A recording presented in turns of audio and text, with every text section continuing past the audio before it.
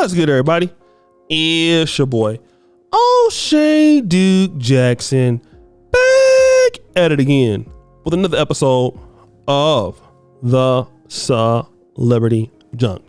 So many of you brothers have been sending me this story about a 37-year-old lady by the name of Karen Ivory. Now, of course, it's getting publicity today, but this happened actually 6 months ago in Ohio at a Target.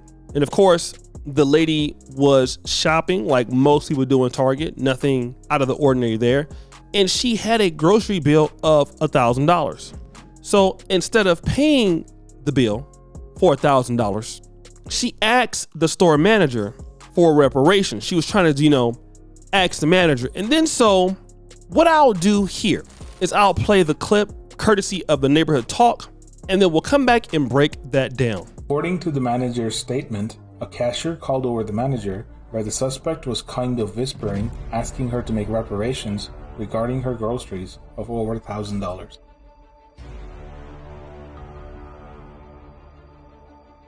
The manager told the suspect that if she wanted a donation, she needed to call in the morning. This response led the suspect to become verbally aggressive, screaming and forcing the manager to back into the cafe counter.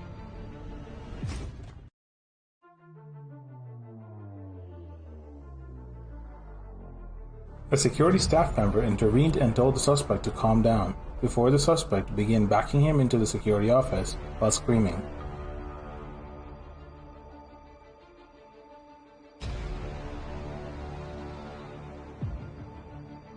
Inside the office, the security staff member punched the suspect in self-defense and then called the police. So guys, we had to delete the scene of her being struck by the man.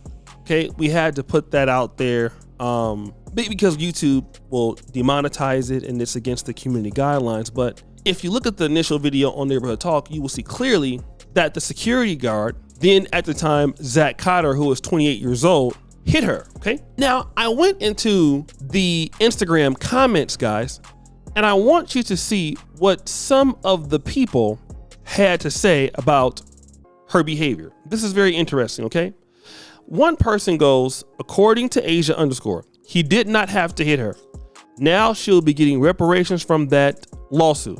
Britt Sherrill says, I don't know about this one. Why would he punch her? But at the same time, why was she going there acting a fool and backing someone in a corner over her grocery bill that she chose to run up? Okay, another person goes, she wasn't necessarily a threat, but in the video, she was walking down him, backing him into space like she was about to do something. So, cause a female would have swung way before he did. All right. Another brother goes, this is not funny. His behavior was inexcusable. She was not a threat. I could have seen if she hit him, but he did not have to punch her. And the fact that she got arrested is even crazier. Okay. Now I'm going to read just one more. He wasn't back into no corner. He saw an opportunity and took it. I'm going to leave it there. So what this tells me is this, right? And I used to give my opinion about things like this happening to black people and stuff like that. And I would give an assessment. I'm not going to do that anymore because she still are people. And whether I agree or not, I'm not going to get into the business of, let's say holding her accountable here for getting hit. Because I do believe that if she was somebody else, he wouldn't have hit her. But at the same time, I will say this.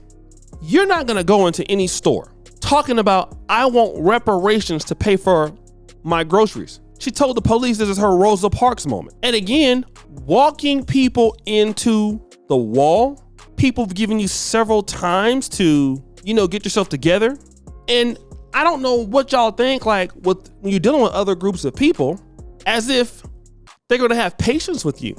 And again, this is a woman, right? And so I want a lot of women to understand that.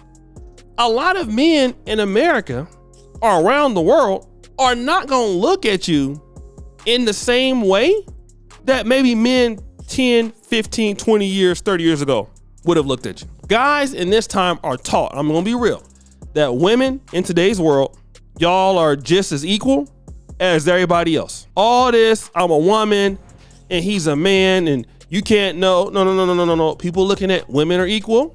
Some guys, women can do what men can do. And if I feel that you are a threat, everybody not gonna have the same discretion that you will want them to have. That's the way of the world. It could have been worse, or it could have been not as worse. But the thing about it is that, you know, some people don't know what you know. She could be a woman that might know all kind of kung fu or whatever else and have something. He not gonna take that. He probably not gonna take that chance. I'm just saying, I'm not agreeing with what he did, but this is what I'm seeing. And what I'm trying to tell you is that kind of stuff works in Black America. It don't work in other parts of the world. Okay? It don't work in other parts of the world. It don't. Like everybody is not gonna want to be dealing with us in the same. See, as Blacks, we might have some compassions for the sister. Like, sister, you tripping, or, you know, let me do this. But hey, the white guy and the Asian guy, they not looking at you like that. So when you decide that, you know, you want to go ahead on and like I said, get in folks' faces, especially of other races, what I will tell you is, don't expect them to have the sympathy for you, or none at all. Because I done lived in other countries, right? Like, where you ain't got no real room, you know, as a Black man or a Black person. You don't have no room for error. That might work in the community where you come from. And, you know, some people, you know, you might not want to pay them back, or you might want to play the role, and you do that certain things in Poland, gonna get you up out of there. Dubai, where I know some of the Black brothers and sisters, African brothers and sisters. I remember when, I think like I was in Nigeria in August, and something happened, and it wasn't any Nigerian's fault. It was the Nigerian government's fault. Something they had did, and they had stopped all Nigerians' flights coming into Dubai. Same thing in Uganda. And it wasn't like everybody was doing something, but it's just like, they're not gonna have the same patience, right? And we gotta understand that as a group.